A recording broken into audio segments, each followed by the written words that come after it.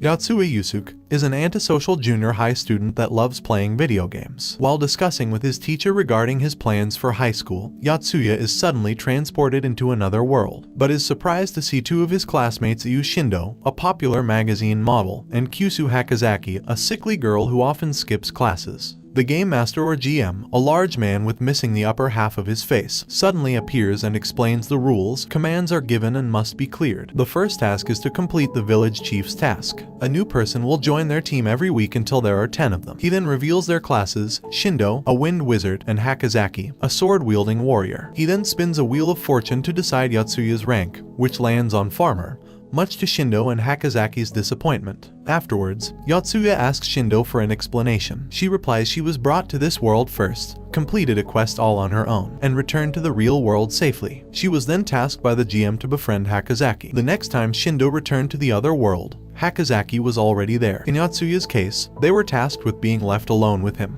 On the way to the village, they are attacked by a band of goblins. Yotsuya tries to attack the goblins with his sickle, but his weapon breaks instantly. Shindou attempts to use her wind magic, but it only summons a small gust of wind. Yotsuya pins his hopes on Hakozaki, but she is too afraid to get close to the goblins, and she throws her sword at them instead, to no avail. Yotsuya tries attacking with his hoe as a last resort, but even that is destroyed, and he is killed, but finds that he is revived after 30 seconds, and he yells at Shindou for not telling him that this would happen sooner. He then has an idea, and tells Shindou to kick up a gust of wind, blinding the goblin, allowing him to stab it point blank with his broken hoe. While resting at camp that night, Yotsuya asks Shindou what would have happened if they all died at the same time. Shindou says that if that were the case, then all of them would also die in real life. To Yotsuya's horror, he asks what the reward for completing the quests are, and she replies that you are allowed to ask the GM one question. Shindou and Hakozaki ask the GM, "Why me? And who are you?" With the GM answering, "This was commissioned by someone you know and I'm from the future," respectively. Yotsuya takes first watch, and takes the opportunity to investigate the surrounding area.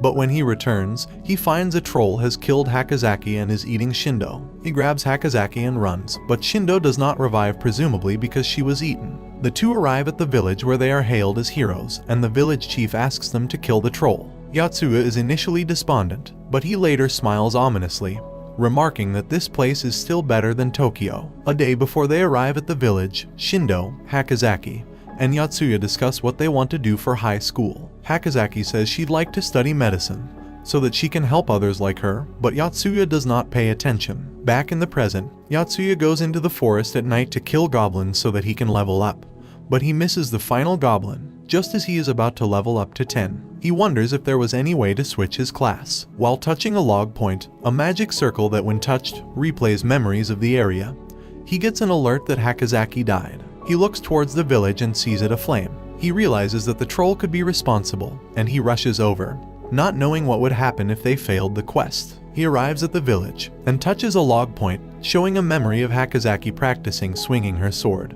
as she tells a village boy that the reason she is trying so hard is because in the real world, she must undergo several expensive medical procedures to stay alive, and she doesn't want to be a burden on anyone. It then shows her attempting to defend the village from the troll, but she is killed. The memory moves Yotsuya, who reflects that he does not care about anyone at all, both in game and in real life. He runs away from the troll, but quickly realizes that he cannot outrun it forever. Right before he is crushed, he spots the goblin he was not able to kill earlier, and he throws his wooden shaft, killing it and leveling him up to 10. Time stops, and the GM appears. He spins the job wheel again, which lands on Chef, much to Yotsuya's exasperation. However, he now has a knife and has gained anatomical knowledge of certain monsters, including the troll. The game resumes, and Yotsuya cuts through the troll's body, reviving Shindou and Hakozaki. They begin their counterattack, but the troll is too resilient. Yotsuya enters the troll's wound and stabs it from the inside, while Shindou blows a gust of wind into the troll's head, killing it. The GM appears again, and Yotsuya asks his question: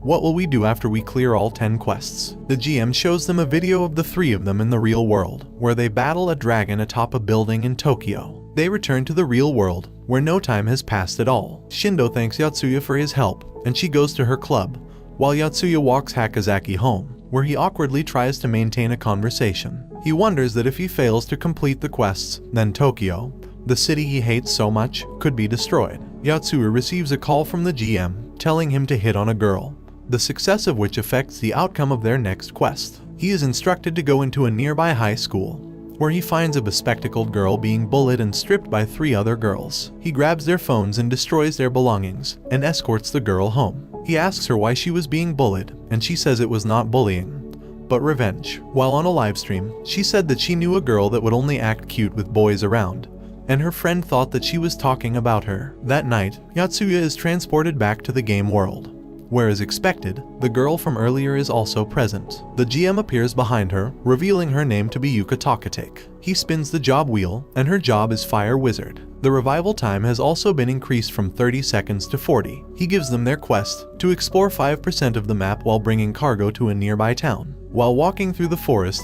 a giant insect corpse falls from the sky, and a giant centipede emerges from its corpse. The centipede tosses pillbugs towards them, which kills them instantly, except for Hakozaki, who has run away. Yotsuya identifies its weak spot on its back, and he begins cutting off its legs one by one, until it can no longer move. He then helps Hakozaki swing her sword, killing it. As they camp for the night, Shindou, remembering her troubled past, asks Yotsuya to help her. Shindou reveals that when she was young, she was bullied, but she was helped by an older student, whom she admired. However, the older student killed herself soon after, being a victim of bullying herself. When Shindou entered high school, she was once again bullied by teachers for being part of a biker gang family, but her friends defended her. She realized early on that her friends were her strength, and you can change your fate with your own hands. She asks Yotsuya to lend her his strength, while Hakozaki and Yuka overhear them. They arrive at the village they saved, but it is in ruins. A passing trader tells them it has been years since then. They learn from him that their target city, Raidorbo,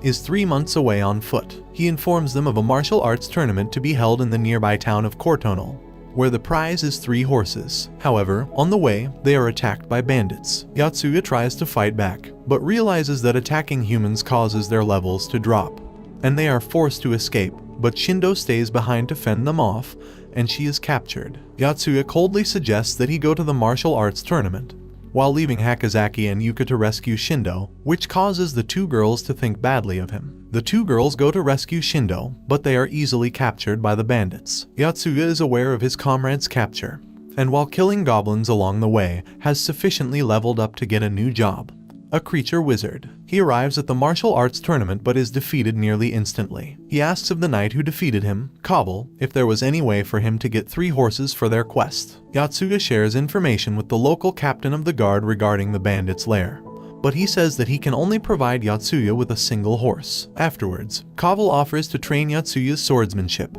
but he has a hard time, having no talent for sports in the real world either. That night, the city guards and Yotsuya attack the bandit camp, routing them, but the bandits release a huge berserker, which is able to match Kabul, but she soon grows tired. Yotsuya jumps in to save her and uses his creature magic to persuade the berserker to look behind him, distracting him long enough for Kabul to kill him. They rescue Hakozaki, Shindou and Yuka, who are distraught to learn that Yotsuya died in the first round. Because their party only has a single horse, Kabul proposes that she and her guards escort them to Raidorbo, on the condition that upon arriving, they will retrieve their horses, and that Kabul will train them in swordplay. Yuka, who has lived her whole life trying to study medicine for her sickness and her mother, finds her identity and morals shaken as she observes the death around her. As the group camps for the evening, Yuka confides in Shindou about the death she witnessed earlier, while Yotsuya cooks for everyone. Kabul approaches them and says they should begin their training soon. Yotsuya explains that Kabul is a bit of an oddball.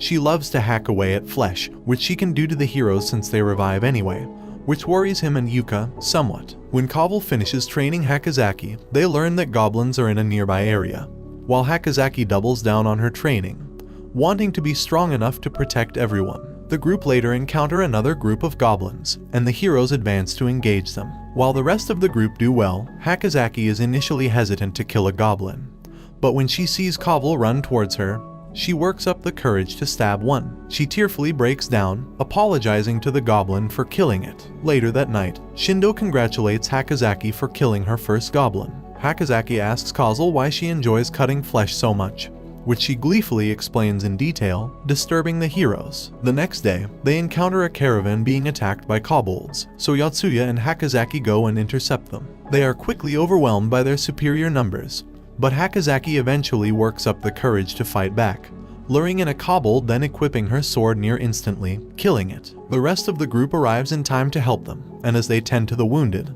they find that the caravan was carrying pagans to be executed at Reidorbo, which causes Yotsuya to wonder if the people are the cargo they were supposed to bring as part of the quest.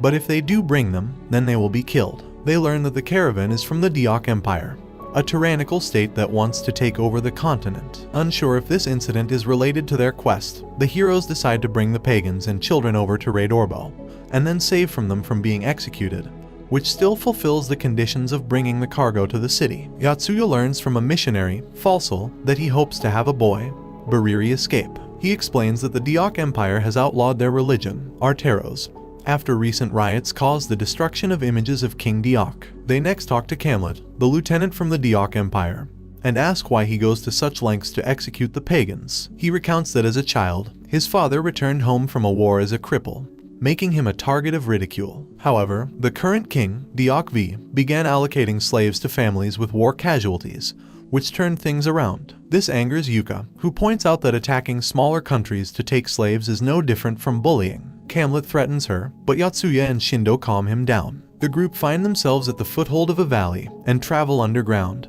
where they encounter a water-operated mechanism that operates the bridge. The Deok group tell them to go first while they operate it, but it is a trick, and the heroes are trapped. The group advance through the dangerous bridge anyway, with Yotsuya leading the way, but he falls down a pit and is trapped. The rest of the group advance without him, as Yotsuya says he will find a way out on his own. However, when the group emerges from the tunnel, they meet face to face with a terrifying golem. Yotsuya climbs out of the pit after using his knife to carve footholds into the stone, while remembering his past as a longer in elementary school. He makes his way through the darkness and finds a log point showing the death of Bimsberg, one of Kaval's companions whom Yotsuya befriended. Meanwhile, the heroes on the outside fight the golem, where they see a key hanging by its arm. Kaval and Shindou fight the golem, but Kaval is killed, to Shindou's horror. She turns to retreat, stepping on a vampire bat, leveling up just before she is killed. Her job changes to warrior, and she charges the golem. She remembers her training with Kaval, and she stabs the golem through the heart,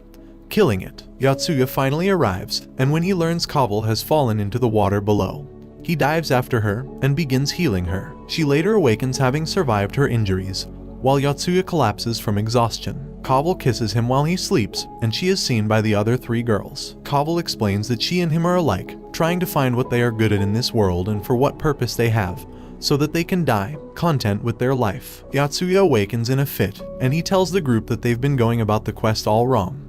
There's a possibility that the pagans are not the cargo, as all the quests thus far, such as fighting a goblin or helping the village chief's request, were all open-ended and open to reinterpretation. Yuka says that they should save the pagans anyway, while Yotsuya suggests the group split up. With 7 days left to complete the quest, they split into two groups. Team A, composed of Shindou, Hakozaki, and one of Kaval's men, Makua, will find another piece of cargo to transport to Reidorbo, while Team B, composed of Kaval, Yuka, and Yotsuya, will go and rescue the pagans. Kaval informs Yotsuya and Yuka that one of the Deok soldiers earlier sent a report back to their headquarters, and they suspect that the letter may incite a war between Deok and Cortonal. She wants to avert a war, as they would no doubt be annihilated, and Yotsuya comes up with an idea. They track down the Deok soldiers and the pagans, and Yotsuya says that only he and Yuka are left alive. He threatens that if they do not release the pagans, then he, an immortal hero, will go around the entire continent and preach the Arteros religion. Camlet and his men know that they stand to lose a lot more if they don't give up the pagans. However, they realize that even though heroes are immortal, they can simply capture them in a cage or a pit. Yuka emerges and offers to show them where Yotsuya is. Camlet and one of his men follow Yuka, while the remaining soldier stands guard. Yuka lures Camlet away, while Yotsuya executes his plan.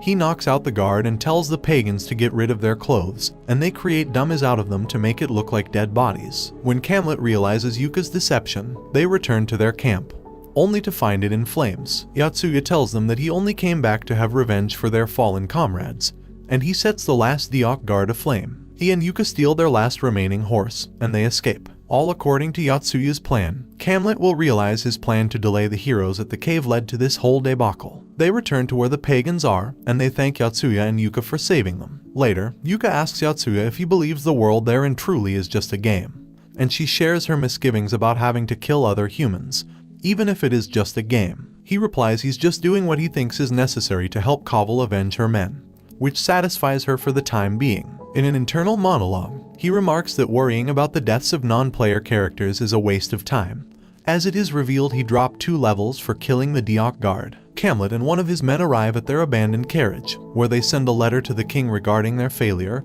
and of the hero's revenge. However, Kaval appears and kills the last of Camlet's men, as Camlet himself is left in a state of confusion over what the truth really is. Kaval tells him to pick up his weapon and fight, and she tells him that the pagans are alive and well, while his subordinate was painfully burned, bringing him to a state of despair. She cuts him down and executes him. The king has received Camlet's report, and now aware that the heroes are against him, instructs a hooded man to find a way to kill them. Meanwhile, Shindou, Hakozaki, and Makua finally find a courier to escort back into Reidorbo, but it already has an escort. The man challenges them to a fight, but Shindou defeats him handily, and they guard the courier back. Later, Yotsuya, Yuka, and Kaval prepare 3 sets of cargo to deliver to the city. Yuka notices that Kaval appears flustered around Yotsuya, and she guesses that she wants to confess to him. She makes efforts to try and get them alone together on their trip to Reidorbo, but all of them fail or backfire. While camping, it turns out that all Kaval wanted to say was to give her thanks to Yotsuya for giving her the opportunity to avenge her men. Much to Yuka's exasperation, their group is the first to arrive at Reidorbo, but the first 2 pieces of cargo they deliver, the pagans to the church and the weapons of the slain Diok soldiers, fail to complete the quest. They give their final piece of cargo, the heads of the slain Diok soldiers, to the local guards, which is sufficient to clear the first quest. Shindou, Hakozaki, and Makua soon arrive as well, and the group reunites. With only 1 day left, the group splits up to complete the other quest, explore 5% of the map. Yotsuya and the others split up to cover as much ground as possible, and they initially make good progress. Kaval and Makua stay behind at Reidorbo, and Kaval reminisces about Yotsuya and their farewell the day before. She misses him, but she decides her place is at the battlefield. She notices that snow has begun falling, and Makua tells her that a blizzard is approaching. The heroes are suddenly met with a furious blizzard, and each have moments of self-reflection. Yotsuya is able to bundle up by equipping all his collected tops, and is able to keep himself warm, and worries if they are able to clear the last few portions of the map they need within the few hours they have left. He suspects that this time, they won't be able to revive, as the revival conditions only happen if they are able to resurrect in a hospitable place. He realizes if they die of hypothermia, then reviving means they simply die of the cold again within seconds. Yaku is left with just her robes, and she begins freezing. She longs for a romantic experience, similar to the mobile dating games she plays. She notices she is the only one constantly stopping, so she picks herself up and continues. Hakozaki is also battered by the cold. She is thankful for the experience thus far, as it has given her a chance to do things she's never been able to do before. Shindou is also struggling through the blizzard, but she recalls that her friends are her strength, and when she was initially summoned to this world, she was alone, and so she was robbed of her strength and confidence. Because of this, she is thankful for her friends now, and has regained confidence to keep on going. However, disaster strikes. Yaku and Hakozaki have succumbed the cold, and when Shindou realizes she has been walking in circles for the past few hours, she, too, falls in despair. Yotsuya is aware they have stopped, and he tries to cover the last few kilometers of ground himself, or else they all die. However, a Yeti appears and attacks him, but he is able to kill it, and sees it was simply defending its young. He continues marching, but the ground below him gives way, and he falls off a cliff. He fears that this time, they might all die for real. Yuko awakens and crafts a makeshift shelter. Inspired by a magical girl anime she watched as a child, she begins to travel onwards. She recalls that, in order to survive, she clung on to strong individuals, and she sees no reason why this is such a bad thing to do. Meanwhile, Yotsuya died after falling from the cliff, but resurrects after his body ended up in an underground tunnel. He explores the caves, and he is initially afraid of the earthworms that inhabit it, but they turn out to be harmless. Hakozaki realizes that she can no longer revive due to the hypothermia, while Shindou, while running towards the lights of a nearby village, dies after falling through the cracks of a frozen lake. This alarms Yotsuya, but soon, he too is killed when he is eaten by a man-eating worm. Yuka is initially in despair when she learns all 3 of them have died with no way of reviving, but she remembers how she badly wanted to be a magical girl in the past. With newfound courage, she casts a heating spell with the last bit of her magic. She is encouraged by the image of a boy from one of her dating simulations, as well as the magical girls from her childhood anime. Just as she is about to reach her wit's end, she is saved by a sorceress riding a white tiger, who sensed her cast her heat magic earlier, and she gives her a ride across the tundra. Yuka realizes she only has a few seconds left, and when the sorceress learns she is in a hurry, she casts wind magic that allows them to fly across the sky, clearing the quest just in time. Yotsuya, Shindou, and Yuka are relieved to be alive. Yuka is initially prideful that she cleared the quest, saving everyone.